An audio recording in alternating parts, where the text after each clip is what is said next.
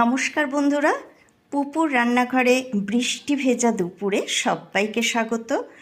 তো এক নাগাড়ে অনেক দিন ধরেই বৃষ্টি হচ্ছে, আর এই বৃষ্টিতে বাঙালিদের পছন্দের খিচুড়ি আজ আমি করেছি। তবে আজ কিন্তু আমি চালের খিচুড়ি করিনি, আজ আমি করেছি ডালিয়ার খিচুড়ি, একটুখানি সবজি দিয়ে। তো ডালিয়ার খিচুড়ি কে কে ভালোবাসো আমাকে অবশ্যই জানিও। আর এর সাথে তো কিছু লাগবেই খেতে। তো দেখো আমি কি করে নিয়েছি এর সাথে। এগুলো হচ্ছে কাঁঠাল দানার পকোড়া, আর আছে কিছু কুচো চিংড়ির বড়া।